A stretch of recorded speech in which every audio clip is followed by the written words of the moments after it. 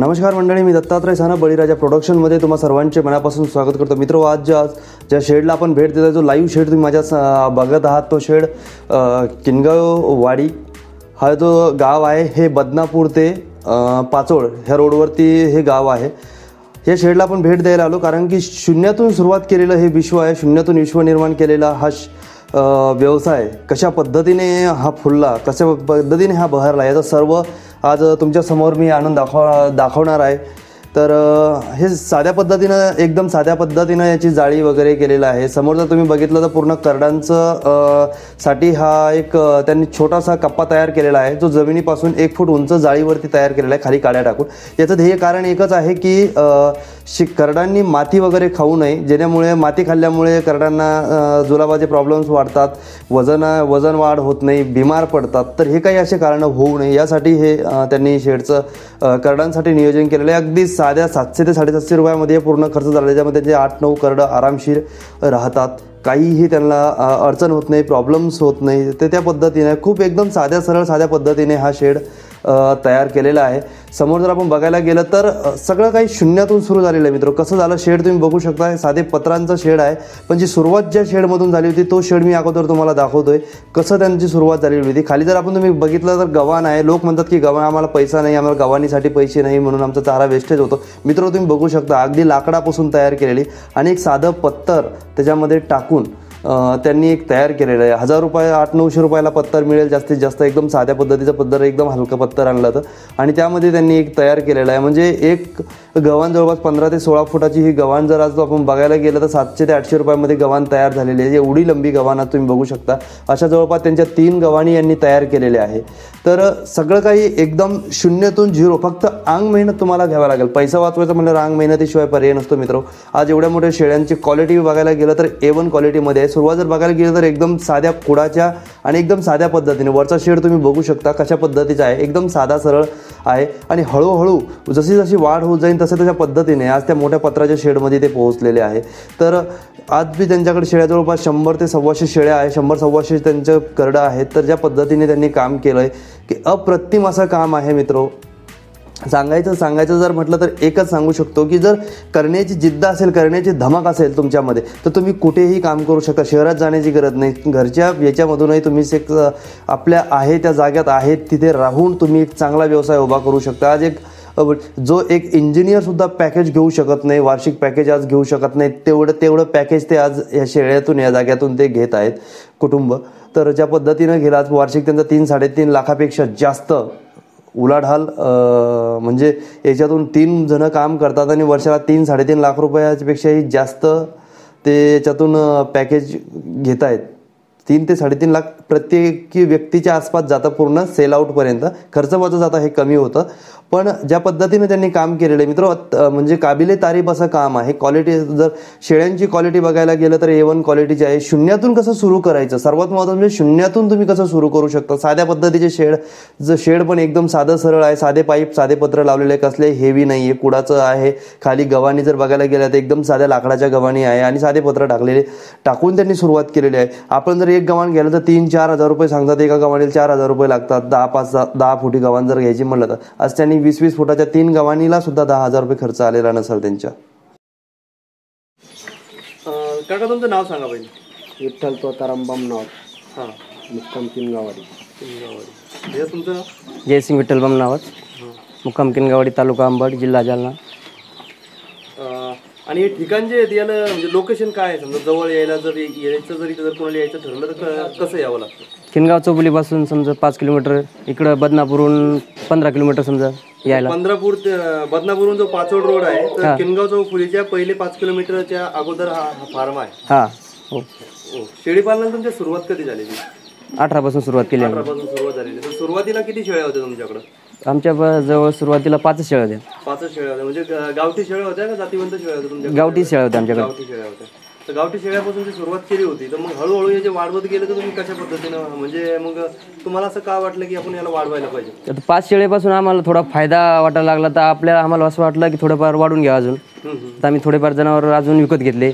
त्याच्यानंतर आम्हाला वाटत चाललं की पुरतंय आपल्याला, तर आम्ही जास्त वाढायला लागलोय. वाढत गेले. म्हणजे आता सध्या एक अंदाजे किती क्वांटिटी टोटल तुमच्याकडे?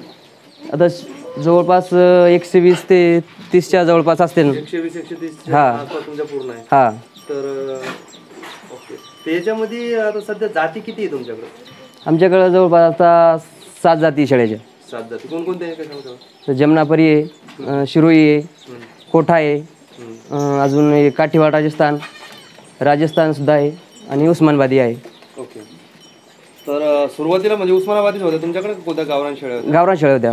टोटल गावरानच होत्या. हो. त्याच्यानंतर हे बाकी ज्या काही ब्रीड आहे समजा नामवंत ते सगळ्या नंतरच तुमच्याकडे आले? नंतर चांगले. ओके. तर आता सध्याच्या घडीला आता माल विक्रीसाठी काही उपलब्ध आहे तुमच्याकडे का कसं आहे? आहे ना उपलब्ध, विक्रीसाठी माल आहे आमच्याकडे. आणि समजा मागच्या वर्षी समजा तुमचं वाढीमध्येच गेलं, पण ह्या वर्षामध्ये तुम्ही अंदाजे किती करड विक्री, किती रुपयाचा माल विक्री केला? जवळपास 3 लाखाचं विकून टाकला आम्ही यावर्षी. 3 लाखाचा माल विकला आतापर्यंत. म्हणजे सुरुवात शेळीपालनाला सुरुवात झाल्यापासून एक अंदाजे किती लाखापर्यंत माल विक्री झालेला? तरी अंदाजे 5-6 लाखापर्यंत दिला असेल. 2 वर्षात 2 वर्ष. हा, कमी आता वाढ चालत, शेळ्या कमी होत्या ना, जनावर कमी असल्यामुळे. जनावर काय आता सध्याच्या घडीला जसं काय वाढ होती त्यामुळे वाढ होत चाललेली. सर तुम्हाला ते मार्केटचा जर विचार सांगितलं तर मार्केट म्हणजे कसं आहे? तुम्हाला लोकल मार्केटमध्ये, कटिंग मार्केटमध्ये जास्त माल जातो तुमचा का ब्रीडिंग मार्केटमध्ये जास्त माल जातो? ब्रीडिंग मध्ये जास्त जातं आमचं. ब्रीडिंगलाच जास्त होऊ राहिलं सध्या. जातीवंत हे ज्याच्यामुळे मध्ये जास्त हे होतंय. बऱ्याच लोकांना जातीवंत पाहिजेत मग घेऊन जातात. हा. तर तुमच्याकडे आता सध्या जे काय जाती वेगवेगळ्या, तर यांचं जे नर जे आहे, प्रत्येक जातीचा प्रत्येक नर तुमच्याकडे अवेलेबल आहे का? नाही, आम्ही थोडंफार क्रॉस होऊन जातं. 2-3 नर आहे आपल्याकडं. अच्छा. क्रॉस मध्ये समजा आपल्याला ब्रीडिंग उपलब्ध आहे. हा, काही ओरिजिनल बी आहे, पण क्रॉस मध्ये जास्त आहे. काही ओरिजिनल, काही जवळपास 70% क्रॉसिंग आहे, 30% ओरिजिनल. हो.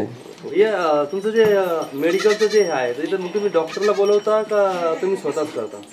सुरुवातीला आम्हाला डॉक्टरलाच बोलावं लागलं ना. सुरुवातीला डॉक्टरला बोलून त्याच्याकडून समजून घेतलं.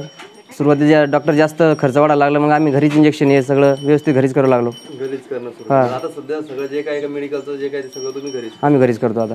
आता सध्या तुमच्याकडे तुम्ही घरा म्हणजे सरासरी शेडवर कोणकोणती औषधी ठेवता? आम्ही इनरॉक्स, मेनोलॉक्स, डिसायक्लोपाम अशा 2-3 इंजेक्शन आहे जे जास्त गरजेचे समजा लागतात आपल्याला नेहमी, ते जास्त वापरतो आम्ही. हा, काही जर डबल जास्त वाढवायची गरज पडली तर आम्ही डॉक्टरांना विचारून देऊ शकतो समजा नंतर. अच्छा. तर याच्यामध्ये घरगुती उपाय पण तुम्ही काही कसे करता? घरगुती काय, फुगली गेली शेळी तर आम्ही खाता सोडा हे देतो, थोडंफार इनो देतो, थोडंफार तेल सुद्धा पाजतो समजा याच्यामध्ये. चारा व्यवस्थापनाचं कसं आहे? कोणता तुमच्याकडे ओला चारा, कोणकोणता ओला चारा उपलब्ध आहे? आमच्याकडं 6 गुंठ्यामध्ये मेथी घास आहे आलमदारवाल्याचा. त्याच्यानंतर 4 गुंठ्यात गोपी कृष्ण आहे. त्याच्यानंतर 5-6 गुंठ्यात पावण्या गवत आहे आमच्याकडं. आणि त्याच्यातून हिरव्यातून म्हणलं तर मक्का आहे आमच्याकडं, कमीत कमी 1 एकर, अर्धा एकर अशी मक्का कायम राहते. तर याच्यामध्ये जे तुम्ही आता बियाणं लागवड केली होती, घास असेल किंवा पावणा गवत असेल, तर हे शेळ्यांच्या म्हणजे ज्यावेळी तुम्ही सुरू केलं होतं सुरुवातीला, तर त्याच्या अगोदर लावली होती का नंतर चाऱ्याची अडचण आली म्हणून? नाही, चाऱ्याची अडचण आली म्हणून लावला आम्ही. अच्छा. सुरुवातीला जे काय होतं, सुरुवातीला आम्ही बाहेरच्या चाऱ्यावर प्रयत्न आहे. तर आता सरासरी एक अंदाजे टोटल तुमचं किती क्षेत्र आहे याच्यामध्ये हिरव्या चाऱ्यामध्ये? हिरव्या चाऱ्यामध्ये धरायचं आमचं की समजा जवळपास 1 एकर, 1.5 एकर धरण चला. 1.5 एकर क्षेत्र तुमचं चारा आहे. समजा 100 शेळ्यांसाठी तुम्ही 1.5 एकरामध्ये चाऱ्याचं व्यवस्थापन करताय. पण खूप लोकांचं असं म्हणणं आहे की 1 एकर किंवा 1-1.5 एकरामध्ये 100 शेळ्यांचा चारा उपलब्ध होत नाही, तयार होत. त्याच्यानंतर मग कोरडा चाऱ्याचा वापर करतो ना. सुक्या चाऱ्यामध्ये समजा काय काय तुमच्या? आता आमच्याकडे जवळपास 4 ते 5 टाल्या तुरीचं भूस आहे, 2-1 टाल्या हरभऱ्याचं भूस आहे, मिक्स केलं आम्ही. मिक्स करून ठेवलं. काही ज्वारीचं भूस आहे. ज्वारीचं पण भूस आहे. सोयाबीन भूस तुमच्याकडे राहत नाही? सोयाबीनचं भूस आमच्याकडे नाही राहत. या भागामध्ये सोयाबीन पेरत नसल्यामुळे सोयाबीन भूस तुमच्याकडे नाही. तुरीचं, हरभऱ्याचं आणि ज्वारीचं 6 ते 7 टाल्या ते पण आहे. तर सरासरी जे लोकांचं म्हणणं असतं की बाबा 1 एकर जर आपण चारा लागवड केली तर याच्यामध्ये 100 शेळ्यांना चारा पुरत नाही, तर याचं नियोजन मग तुम्ही कसं केलेलं आहे? आम्ही नियोजन काय करतो की बाहेरून चारा घ्यायची काही ज्यादा गरज पडत नाही, पण आम्ही काय करतो की ज्वारी व्हावं असं फिरत नाही की चारा हो म्हणून सने खूप दाट पेरून टाकतो. त्याला खत फेकतो, पाणी सोडतो, त्याच्यामुळं चारा पुष्कळ चारा भेटतो. आणि झाडपाल्याचा चाऱ्यावर तुम्ही झाडपाल्याचा चारा कसा राहतो नियोजन, का झाडपाल्याचा चारा जास्त राहत नाही? झाडपाल्याचा चारा जास्त नाही आमच्याकडं. नाही जास्त प्रमाणात नाही. जंगली शेतीतच, जंगलात नाही. जंगलचा चारा काहीच नाही. नाही नाही पूर्ण शेतीचा हा, चारा. बाबळीचा पाला नाही, बोरीचा पाला नाही, दुसरं काही नाही. आणि तुमचं शेड नियोजनचं जे आहे तर शेड नियोजन मध्ये तुम्ही कसं केलेलं आहे शेडचा काम? हे शेडचं आम्ही सगळं अंदाजे केलेलं आहे. हे काय आम्ही कोणाला विचारलं नाही. आम्ही स्वतः हे जे बेसिमेंट दिसतं तुम्हाला हे आम्ही स्वतः बनविलेलं आहे. हे शेड फार्म जे दिसतो हे सगळं आम्ही स्वतः सगळं घरी बनविलेलं आहे. त्याला खर्च किती आलेला आहे सर? याला साधा खर्च धरून चाला 40-42 हजार रुपये खर्च आलेला आहे याला. सगळं जाळी, पत्र, एंगल, नळ्या काय जे एवढं आहे ते. आता सर शेडचं क्षेत्रफळ किती आहे तुमच्या? हे शेडचं हे जे पत्र जे आहे समजा आता हे असं 80 फूट आहे. कसं असं पूर्व पश्चिम 80 फूट आहे. हा, आणि अशी जे हे तर हे 26 फूट आहे. 80 बाय 26. आणि बाहेरचा जो काय हे बाहेरचा आकार आहे एकूण आहे 15 फूट, तिकून आहे 15 फूट, आणि एकूण हे समजा 12-13 फूट. म्हणजे सरासरी एक 100 बाय 40 ची जागा आहे समजा. हा, 100 बाय 40. टोटल 100 बाय 40 मध्ये हा टोटल शेड बनलेला आहे तुमचा. शेड बनलेला जे काय कच्चा आणि पक्का शेड मिळून. हा, बाकी कच्चा. तर दुसरं म्हणजे हे नाही. नाही तर याच्यामध्ये पत्र जे आहे ते तुम्ही सुरुवातीलाच पत्र आणले होते का? नाही असं सुरुवातीला आम्ही काय केलं तर अशी सपरी होती, त्याच्यात 1 वर्ष काढलं आम्ही. त्याच्यानंतर दुसऱ्या वर्षी आम्हाला असं वाटलं की कमाई हो राहिली म्हणून सन्या आम्ही गेल्या वर्षी हे पत्र आणले, नळ्या आणल्या, मग हे उभा केला आम्ही. उभं केलेलं आहे सगळं जे काय सगळं घरच्या घरीच केलेलं सगळं घरच्या घरी. पत्र आणि पाईप आणायला जेवढा खर्च आला तेवढाच हा, खर्च तुम्हाला. तेवढाच खर्च आहे. आणि साईडची जाळी पण म्हणजे साईडची जाळी बी मागच्या वर्षी समजा सोबतच सगळं सोबत. वर्षाला जे उत्पन्न आहे एक अंदाज किती राहतो समजा सरासरी? धरा तुम्ही एका शेळी माग 10,000 रुपयाचं धरण चला, 10 ते 11,000 रुपयाचं. 10 ते 11,000 रुपये म्हणजे खर्च सहित का खर्च वजा जातं तेवढं? नाही खर्च वजा. खर्च वजा जातं समजा 10,000 रुपये एक सरासरी शेळी मागं आपल्याला उरतं. दौडतात. जरी समजा 10 शेळ्या जर सांभाळल्या तरी सुद्धा आपल्याला 1 लाख रुपये समजा 1 लाख रुपये सहज उरतं. राहू शकतो. राहू शकतो. तुमच्या आहे काय अनुभव आहे समजा आतापर्यंत शेळी पालनाचा, याच्यातून तुम्ही नवीन पिढीला काय सांगू शकाल?